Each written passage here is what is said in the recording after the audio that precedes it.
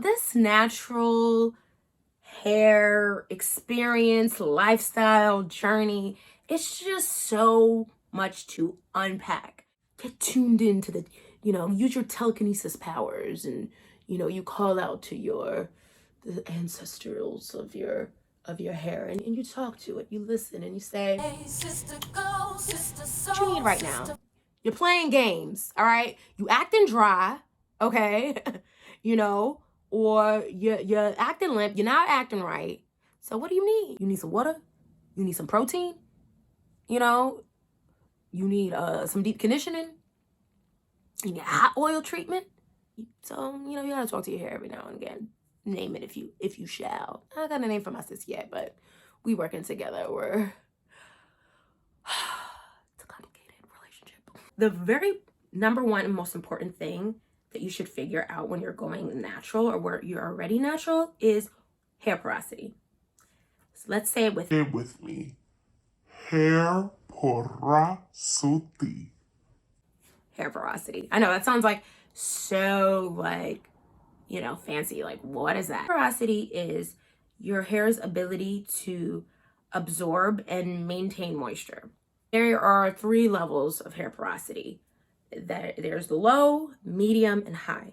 And what you can do is you can do a hair porosity test. This natural hair stuff and hair in general, it's a science. Like, let's break it down, okay? We are a body. We're an organism, okay? And what is it that our body needs, okay? Or no, better yet, what is it that our body is 80% consumed of? Let's not all raise our hands. Okay, I'll give you the answer. It's water. Okay. Yeah, water. Agua. Okay, blo. Okay, H2O.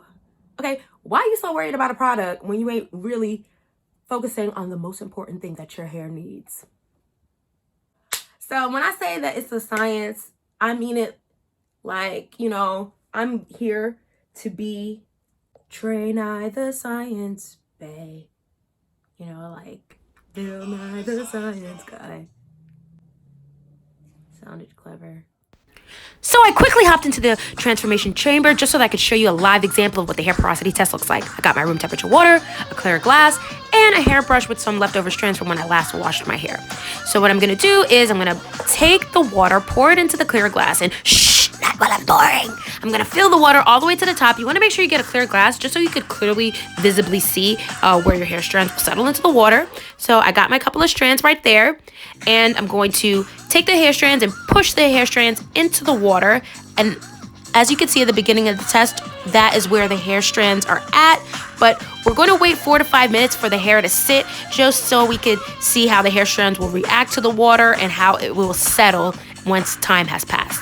So we're going to just wait. Dun, dun, dun, dun, dun, dun, dun. So now that 5 minutes has passed, you can see here where my hair strands have settled in the water, and the hair strands are currently floating towards the top of the water, which means that I have low porosity hair. Here's the visual depiction of the hair porosity test. You see here when the hair strands settle to the top where it floats, that's low porosity type. If it sinks to the middle, that's normal porosity. And if it sinks all the way to the bottom, that means you have high porosity.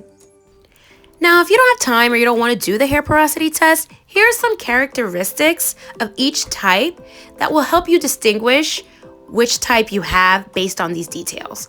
Now, let's start with low hair porosity. With low hair porosity, your hair cuticles are very tightly compacted, and that makes it very hard for moisture to penetrate into your hair shaft. And that being said, washing and drying your hair takes much longer. Products sit on top of your hair, and as I said in my last video, are you tired of your hair being dry? Well, with low porosity hair, you suffer from a little bit of dry. Now with medium hair porosity. Medium hair porosity. This type, your hair, it permits and retains moisture, it holds styles well, it requires little maintenance. This hair porosity type is what most naturals strive to attain. With this hair type, your hair is typically healthy and it's considered to be normal porosity. Now the next type, high porosity. High porosity, your hair cuticles are open. So it's very easy for moisture to penetrate into your hair, but it's also very easy for that same moisture to escape. Basically, you have open gaps in your hair cuticle, and this is usually due to some form of damage from that, whether that be heat, chemical, color, relaxers. Your hair, it looks and it feels dry. It's often frizzy, and it really dries very quickly. When I first start going natural, you get pulled in to figure out what your curl type is. Are you a 3? You look at the pictures in the guide, and you're like, what am I? Am I a 3B? Am I a 4C? 4E, D? It feels like damn, what gang do I rep? Like, I don't even know. I was getting confused with that. Like, what is my curl type? Like, if my hair goes like this or goes like that, then that means, like, what type of product should I use? Because if my hair doesn't swirl like that, then maybe this product isn't going to work. Do you see how that does not make any sense? So how about we throw the curl type thing out the window? Because what does moisture have to do with curl type? Absolutely nothing. Moisture has nothing to do with curl type.